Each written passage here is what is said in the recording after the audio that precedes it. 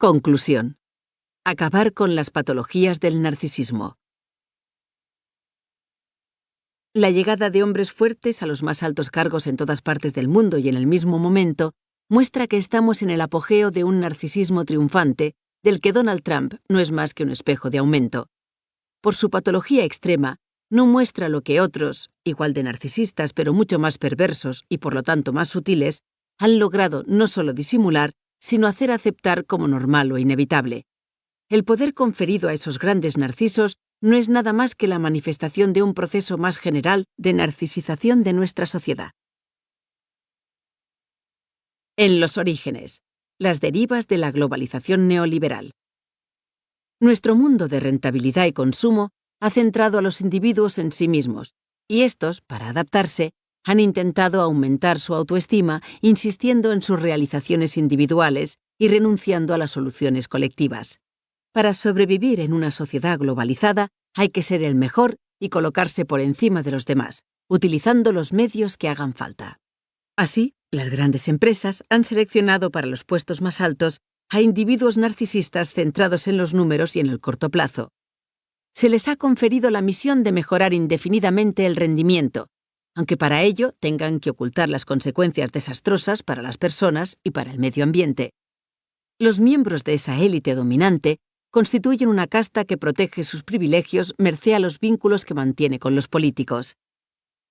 Naturalmente, no todos los individuos narcisistas han llegado al estadio de la patología, pero son los más gravemente afectados los que acceden a los puestos más altos.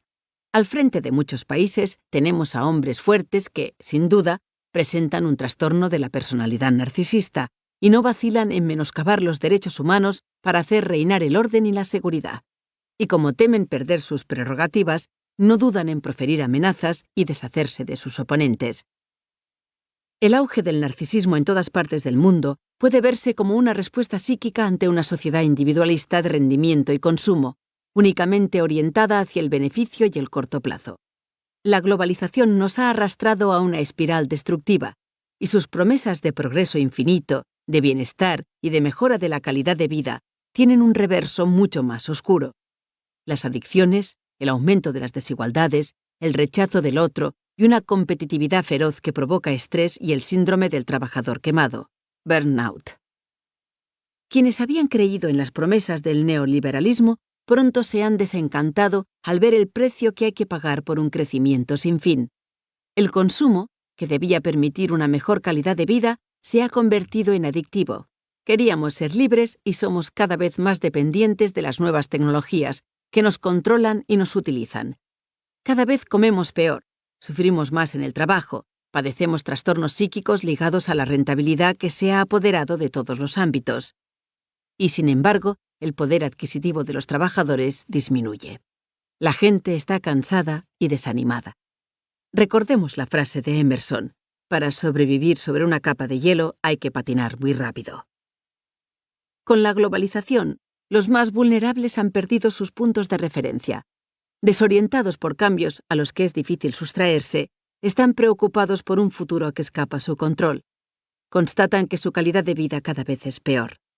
En un mundo en el que solo se emplea a los más capaces y en el que los cambios obligan a adaptarse constantemente, su autoestima se derrumba. Se sienten despreciados, humillados y denigrados por las élites políticas y económicas. En Estados Unidos, Hillary Clinton trata de deplorables a los que han votado a Donald Trump. En Francia, François Hollande habla de los sin dientes y Emmanuel Macron de los que no son nada. Cuando los ciudadanos se comparan con quienes tienen más que ellos y lo exhiben en las redes sociales, tienen la sensación de haber descendido socialmente. Como niños, se miden con los demás y temen permanentemente que el otro pueda tener más que ellos. Algunos pueden descargar sus frustraciones en chivos expiatorios, en los que son diferentes, en las élites, en las mujeres, en las minorías sexuales o en los inmigrantes. Es el miedo lo que les lleva a optar por soluciones extremas y demonizar a los otros. No se trata de una conciencia política, sino de una pérdida de referentes ligada a los cambios demasiado rápidos de nuestra sociedad. Estas personas se centran en sí mismas o en su grupo de pertenencia, rechazando a los que son diferentes, a los que perciben como una amenaza para su identidad. Votar por dirigentes autoritarios de derechas puede parecer paradójico, pero es, para muchas de esas personas vulnerables, la forma de expresar su rechazo a una sociedad en la que el poder está en manos de una élite desvinculada del mundo real. Si Trump ha tenido una aceptación importante entre la población, es porque no respeta las reglas de expresión política habituales, porque habla como un hombre con poca educación, lo cual puede hacer creer que comprende al pueblo, aunque lo único que hace es defender sus propios intereses. Una brasileña a la que le pregunté por qué había votado a Bolsonaro, me dijo: «Sé que es horrible, pero los demás son horribles de otra manera». Votar por ese populista era una manera de decir que queremos un cambio. Estamos hartos de esos políticos que hacen bonitos discursos durante la campaña, pero que, una vez que llegan al poder, se preocupan ante todo de sí mismos, de hacerse valer y de aumentar su riqueza. Votar por Trump, Bolsonaro o el Brexit es una manera de decir: no queremos la vida que nos proponéis. Es la forma de rechazar la globalización, el neoliberalismo y a las élites políticas y financieras. Ha empezado la toma de conciencia. Afortunadamente, empieza a atisbarse una toma de conciencia de los efectos nefastos de la narcisización de nuestra sociedad, y creo que en realidad nuestra civilización está asistiendo a los últimos estertores de la virilidad triunfante de los grandes narcisos. La emergencia de Donald Trump, de Jair Bolsonaro y de otros pretendidos hombres fuertes no es más que el síntoma de un cambio global de la sociedad. Durante demasiado tiempo hemos hecho la vista gorda ante la megalomanía de las élites, sus abusos de poder y sus engaños. Desde la crisis de las subprimes de 2008, los numerosos escándalos que han salpicado al mundo de las grandes empresas y de los poderosos habían provocado hasta ahora pocas reacciones, pero empiezan a denunciarse con más frecuencia. En Estados Unidos, el escándalo del caso Weinstein, acentuado por el hecho de que ocupa la presidencia un hombre abiertamente misógino que es un acosador sexual, provocó en 2017 una fuerte reacción, haciendo que muchas mujeres se comprometieran políticamente, sobre todo las representantes de la diversidad. En todo el mundo, el movimiento Me Too ha expresado el hartazgo ante la dominación de los hombres sobre las mujeres y ha denunciado los abusos aún insuficientemente castigados. La sociedad civil ha empezado a movilizarse para poner en entredicho un modo de vida que perjudica nuestra salud y provoca desigualdades excesivas en las condiciones de vida y de trabajo. La toma de conciencia de las consecuencias para el planeta del cambio climático se ha generalizado, aunque los que toman las decisiones todavía se resistan a actuar en consecuencia, porque los partidos políticos no han sabido medir la importancia de esos cambios y se han alejado de su electorado. La solución vendrá de los jóvenes. Ellos son los portadores de la esperanza. Los millennials, nacidos a partir de 1980, están en general menos apegados al consumo y a la propiedad, y a menudo rechazan la sociedad de sus padres basada en el consumismo.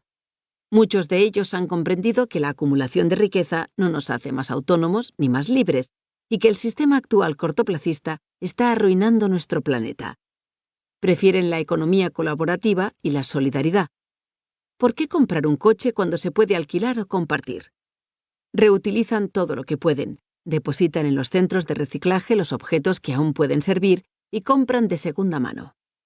En Internet no se presentan como consumidores, sino como colaboradores que comparten sus conocimientos, como es el caso de Wikipedia y del software libre. Poco a poco, los hábitos de consumo evolucionan. En el ámbito de la alimentación, sin duda a causa de la proliferación de los escándalos sanitarios, cada vez son más los que prefieren las redes de consumo responsable con granjas de proximidad o las asociaciones para la preservación de una agricultura campesina. El permacultivo permite producir frutas y verduras sin agotar la tierra. La mayoría de los jóvenes no quieren trabajar tanto como sus padres, que se han matado haciéndolo sin obtener el reconocimiento por su compromiso. Quieren trabajar lo justo para vivir dignamente y tener tiempo para ellos. Rechazan los bullshit jobs, trabajos de mierda. Esos empleos burocráticos que tienen poca utilidad y no requieren mucha inteligencia. Les gustaría ejercer oficios útiles de los que puedan sentirse orgullosos. Consumiendo menos, dicen sentirse aliviados por haber renunciado al deseo de querer poseer cada vez más, y eso les da la sensación de haber recuperado el control sobre su vida. Naturalmente, Estas nuevas formas de consumo están limitadas por ahora a las clases sociales más educadas, pero las iniciativas ciudadanas van apareciendo por doquier. Las élites todavía no se sienten realmente interpeladas, y sin embargo podría extenderse a todos los niveles un estilo de vida más modesto. Sin duda, los dirigentes harían bien en inspirarse en José Mújica, también llamado Pepe, que fue presidente de Uruguay de 2010 a 2015. En la película realizada por Emir Kusturica, que repasa en una serie de entrevistas sus últimos días en el poder, denuncia la lógica del consumo engendrada por el sistema capitalista, señalando su coste humano y medioambiental. Ese hombre vanguardista que legalizó el aborto, el matrimonio para todos y el cannabis, supo dirigir el país sin caer en las trampas del poder.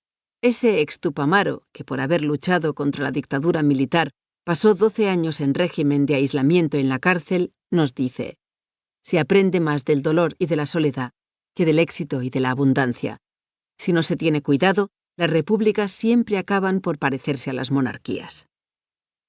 Terminaré citando al exministro de Transición Ecológica, Nicolas Hulot, en su discurso de toma de posesión en septiembre de 2017. Atrevámonos a abrazar la utopía. Tras la era del exceso, vendrá el tiempo de la moderación. Muchas personas toman conciencia a su manera de que debemos cambiar nuestro estilo de vida, circunscribir nuestro modo de consumir en nuestro entorno y aceptar a los demás tal como son. Esta es la vía para acabar con las patologías del narcisismo.